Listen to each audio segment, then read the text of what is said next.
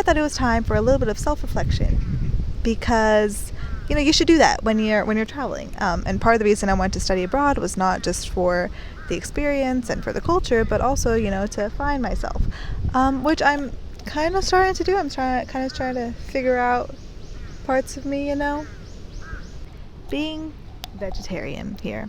Now, I've been vegetarian since birth, so like it's not just something that I can quit as easily. Like, I know a lot of people who were vegetarian or vegan back home kind of come here and like at least eat fish, but for me that's not possible.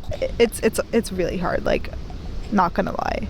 It's harder than it looks. And it's not that eating is gonna be hard, but eating quality foods and giving your body the nutrients it needs will definitely be a little more expensive. Fruits here are quite expensive, and veggies you can buy for actually, like, veggies aren't bad, but I don't always have time to cook. I don't always know if I'm going to cook because my friends and I, hang out very spontaneously. So yeah, if you're planning on ever going here or to any country that has like very high meat consumption, just a thought to, just something to think about. What I normally eat is just kimbap, and even in kimbap I have to ask them in Korean to take out not only the meat but also the fish, because here golgi is the term for meat, but golgi does not include fish. So then you have to say, oh, can you take out the fish too? And then sometimes that doesn't include chicken, so then you have to ask, oh, can you take out the chicken? So you have to be really careful. And also, even then, like, I don't know if you can avoid like all the broth, all possible fish sauce. It's pretty difficult. The only thing that you can really get without meat is junk food, which I have been consuming a lot of.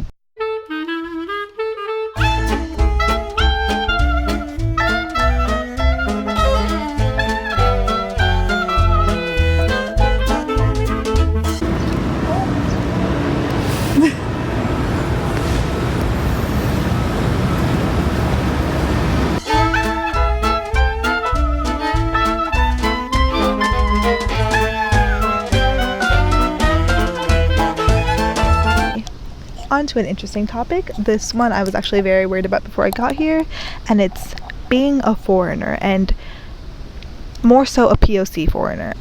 If you're a foreigner and you're white here, like, you're kind of just like, oh yeah, people probably like will acknowledge, oh, they're from America or something.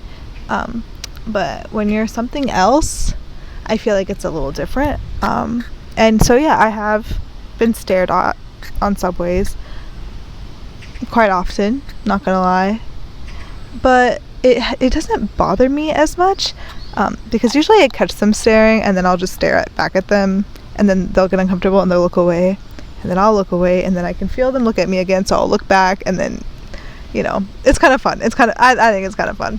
But so yeah, even though I have experienced it often, it's still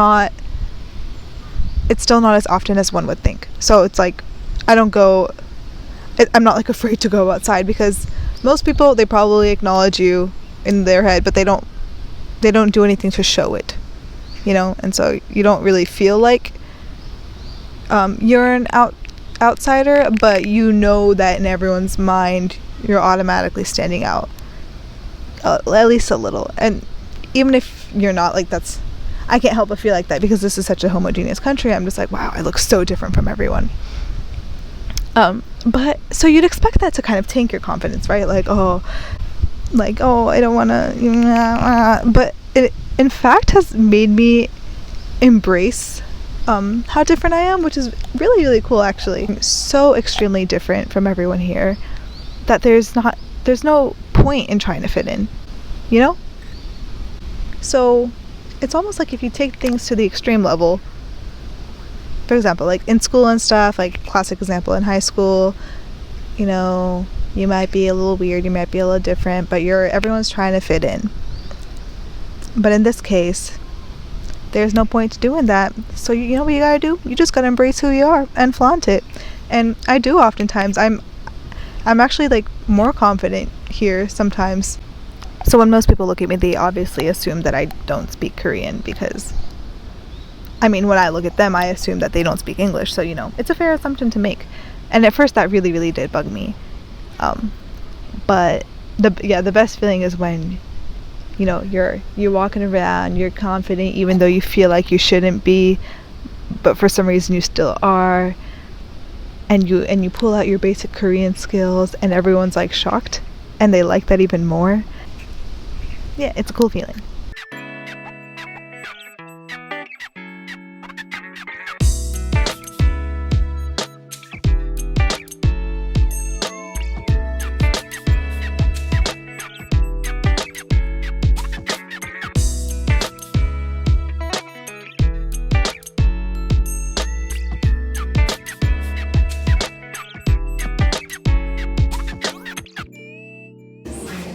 I think I have found a new talent, a new passion perhaps.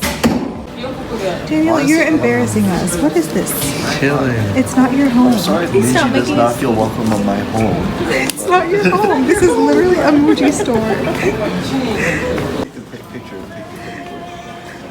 Make a tornado.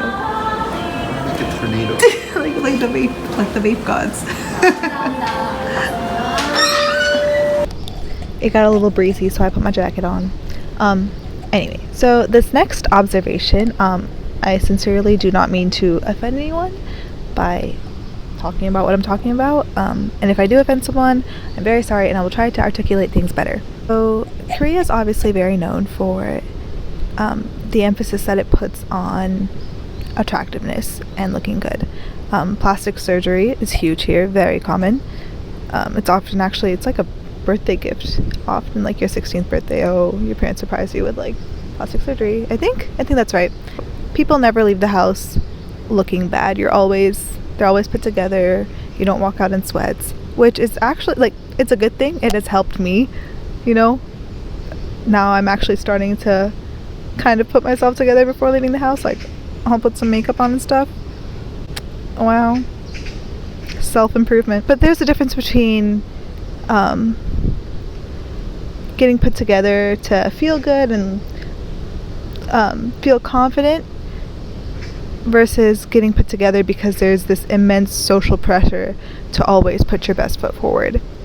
And obviously there's a lot of positives to putting your best foot forward. It's great to do that, but it can become unhealthy too. Plastic surgery is huge here. So common that it's actually like destigmatized, which I kind of almost like. It's actually very common in America too. Like celebrities, half of LA, lots of people have gotten work done, but it's like not very talked about. It can be a kind of taboo subject, or at least in my perspective. Like no one openly, or not many people openly go, "Oh yeah, I had a nose job done. Oh, like this is fake," or whatever. But here, it's not like that. For example, I was talking to one of my classmates who's Japanese, and we were talking about our plans for the future, and she was openly just telling me all this stuff about, oh, she's gonna get this done and this done. And at first I was like, oh wait, no, like you're perfect, like I'm so sad, like love yourself, all the stuff that we try to preach because we're trying to be woke and stuff. But when you're in a country where getting surgery is just as normal and common as not necessarily putting makeup on, but when you're in a country where it's not as extreme, it's valid to do that stuff if it's going to make you feel more confident. So just as putting makeup on might help someone feel better about themselves, love themselves or whatever, getting plastic surgery helps people here feel that way. And I was very judgmental of this at first. And even before I came here, I was like, oh my gosh, like it's such a it's like gonna be so materialistic, I can't.